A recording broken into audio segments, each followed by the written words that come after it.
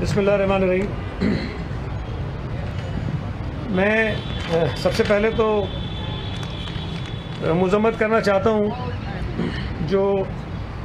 Doctor محمد عادل صاحب، جو ایک پاکستان کے ایک بہت بڑے عالم تھے اور ان کی بہت بڑی فالوئنگ تھی، ایک بہت پازیٹیو سوچ رکھنے والے، جو فرقہ واریت پھیلانے کی کوششیں ہو رہی تھیں ان کوششوں کے خلاف بہت ہی سرگرم تھے۔ ہماری خود کئی میٹنگز ہوئیں، چیف منسٹر صاحب کے ساتھ بھی ان کی میٹنگ ہوئی، اور وہ بڑی سرگرمی سے پاکستان کے خلاف جو سازش ہو رہی ہے، پاکستان میں فرقہ واریت کو ہوا دینے کے لیے جو کوششیں ہو رہی ہیں اس کو ناکام بنانے کے لیے وہ بہت کام کر رہے تھے۔ میں ان کے قتل کی مذمت کرتا ہوں اور دعا کرتا ہوں کہ اللہ تعالیٰ ان کی شہادت کے صلے میں جو ان کی کوششیں تھیں کہ پاکستان میں ہم آہنگی رہے، تمام فرقوں کے درمیان جو مسالک ہیں ان کے درمیان ہم آہنگی رہے، اور جو کوششیں ہو رہی ہیں کہ ان کو تقسیم کر کے یہاں فسادات پہ شروع کرائے جائیں وہ ناکام ہوں۔ اور ایک اور چیز بھی میں عرض کروں کہ ایک چیز سامنے آ رہی تھی کہ ان کو سیکیورٹی جو ہے وہ سندھ حکومت کی جانب سے پراپر نہیں تھی۔ میں اس بات کی تائید کرتا ہوں کہ ہماری جب ان سے ملاقات ہوئی تھی، میری اور ناصر حسین شاہ صاحب کی، تو انہوں نے خود ہمیں نہیں کہا کہ ان کو سیکیورٹی درکار ہے، لیکن ان کے بیٹے نے یہ ذکر ضرور کیا تھا، اور ہم نے اس پر یہ کام شروع بھی کیا کہ ان کو سیکیورٹی ہم فراہم کریں۔ پھر جب چیف منسٹر ہاؤس میں ایک میٹنگ ہوئی تھی کچھ عرصہ پہلے، اس میٹنگ میں بھی یہ شریک تھے، اور جب باہر نکلے تو وہاں پر بھی یہ بات ڈسکس ہوئی کہ ابھی تک انہیں سیکیورٹی نہیں ملی ہے، اور اس وقت بھی ہم نے یقین دہانی کرائی، آئی جی سندھ بھی وہاں موجود تھے، تو ہم نے ان سے کہا کہ جی ان کو بھی اور دیگر علماء کرام جو ہیں، جو مایہ ناز علماء کرام ہیں جو بہت کام کر رہے ہیں، ان کو بھی سیکیورٹی فراہم کی جائے۔ تو بہرحال وہ چیز پروسیس میں تھی، لیکن اس بات کو میں مانتا ہوں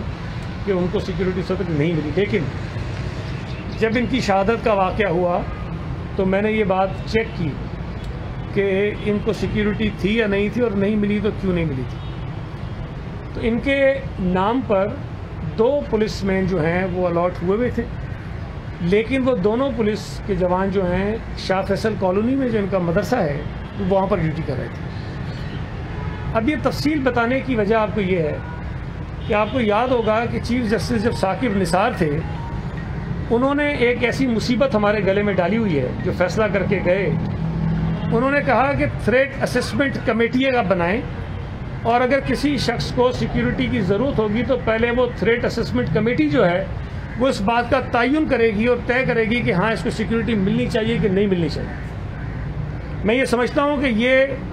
کمیٹی جو سپریم کورٹ کے ایک فیصلے کے نتیجے میں بنی ہے، یہ ہمارے لیے بہت زیادہ مسائل پیدا کر رہی ہے۔ حکومت کے پاس، چیف منسٹر کے پاس یہ اختیار نہیں ہے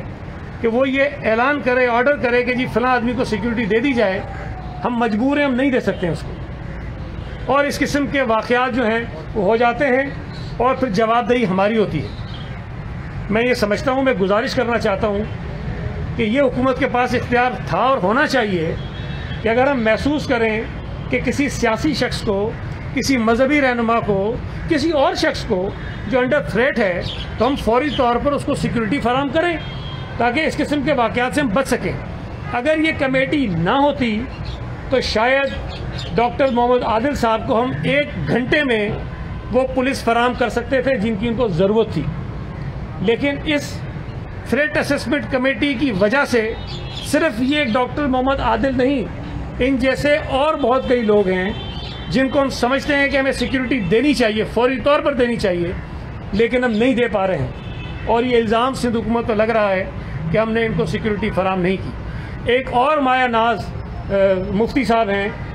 ان کے لیے 8 مہینے تک، میں آپ کو بتا رہا ہوں 8 مہینے تک میں خود، ناصر شاہ صاحب، چیف منسٹر صاحب لگے رہے ہیں کہ ان کو سیکیورٹی ملے، اور ابھی کچھ دن پہلے جا کر ان کو 2 سپاہی ہم دینے میں کامیاب ہوئے۔ مسئلہ وہی ہے کہ جی سیکیورٹی اسسمنٹ کمیٹی ہے، وہ کمیٹی اسس کرے گی کہ ان کو چاہیے کہ نہیں چاہیے، بے شمار اس کے ممبرز ہیں، مختلف ادارے اس کا حصہ ہیں. ایک ادارہ کہتا ہے کہ ملنا چاہیے, دوسرا کہتا ہے کہ نہیں ملنا چاہیے. اسی چکر میں جو ہے وہ معاملات نکل جاتے ہیں اور 8-8 9-9 مہینے تک ان لوگوں کو ہم سیکورٹی نہیں دے سکتے ہیں جن کو اس کی ضرورت ہوتی ہے. تو یہ ایک بہت سیریس ایشو ہے. سپریم کورٹ بعض اوقات ایسے فیصلے کر دیتا ہے, ان کی نیت ٹھیک ہوگی, لیکن پریکٹیکلی حکومتوں کے لیے مسائل پیدا ہوتے ہیں. اور یہ اتنا بڑا واقعہ ہو گیا جس کا الزام سندھ حکومت پر لگ رہا ہے کہ آپ نے سیکورٹی نہیں دی. میں گواہ ہوں اس بات کا کہ انہوں نے ہم سے سیکورٹی مانگی ہے, مجھ سے مانگی ہے, ناصر حسین شاہ صاحب سے مانگی ہے. لیکن ہمارے کہنے کے باوجود بھی ہم کسی ایسے ہائیسٹ ٹارگٹ کو بھی اگر فوری طور پر 2-4 پولیس کے جوان بھی نہیں دے سکتے ہیں تو ہم پھر کس طرح سے سیکورٹی فراہم کریں گے لوگ. تو یہ بہت اہم ایشو تھا. میں یہ سمجھتا تھا کہ میں آپ کے سامنے رکھوں. ایک اور مسئلہ بھی ہوا ہے. شیخ رشید نے ایک پریس کانفرنس کی اور اس پریس کانفرنس میں اس نے کہا کہ اپوزیشن جو جلسے کر رہی ہے ان جلسوں میں کرونا بھی پھیلے گا اور دہشت گردی بھی ہو سکتی ہے. اور اس کے کچھ گھنٹوں بعد یہ دہشت گردی کا ایک بہت بڑا واقعہ کراچی شہر میں ہوا ہے. میں مطالبہ کرتا ہوں کہ شیخ رشید کو شامل تفتیش کیا جائے, اسے پوچھا جائے کہ اس کے پاس وہ کون سے ذرائع ہیں, اس کو کس نے بتایا ہے کہ دہشت گردی اپوزیشن کے جلسوں میں ہو سکتی ہے. اگر اس کے علم میں یہ چیزیں ہیں تو اس کو بتانا چاہیے. جو دہشت گرد تنظیمیں ہیں, جو غیر ملکی طاقتیں ہیں, اگر وہ یہ کرانا چاہتی ہیں تو شیخ رشید کو پتہ ہے. اگر ان کو پتہ ہے تو فوری طور پر اقدامات حکومت نے کیا کیے ہیں. مجھے کہیں یہ نہ کہنا پڑے جو ہم پہلے بھی کہتے رہے ہیں کہ پی ٹی آئی جو ہے دہشت گردوں کا سیاسی ونگ ہے, اور ماضی میں بھی یہ اس قسم کی چیزیں کرتے رہے, اور خدا نہ خواستہ آئندہ بھی اپنی سیاسی اپوزیشن جماعتوں کو روکنے کے لیے کہیں ان کا جو ملیٹنٹ ونگ ہے وہ کہیں استعمال نہ ہو. تو یہ ایک چیز تھی جو میں ڈاکٹر محمد عادل صاحب کی شہادت کے حوالے سے کہنا چاہتا تھا. اور پھر میں جو آج یہاں آپ کو جو ہمارے دوست یہاں اکٹھے آپ دیکھ رہے ہیں کافی بڑی تعداد میں, اور یہ بھی ہم نے تو منع کیا تھا کہ صرف 10-12-15 جو پرومیننٹ عہدیدار ہیں وہ آئیں, لیکن بہرحال دوست کافی آ گئے ان کے ساتھ جو آج پارٹی جوائن کر رہے ہیں. میں ان کا کچھ لوگوں کا نام لے لیتا ہوں دوستوں کا, اور اس کے بعد پھر بات چیت آپ سے کروں گا. یہ ہمارے دوست ہیں معراج وہاب صاحب, یہ UC39 ڈسٹرکٹ سینٹرل کے سابق چیئرمین ہیں. یہ لیاقت آباد سینٹرل ہی ہوگا, ڈسٹرکٹ سینٹرل میں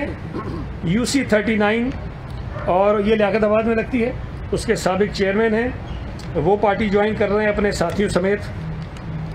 ایک اور ہمارے دوست ہیں رئیس خان صاحب, یہ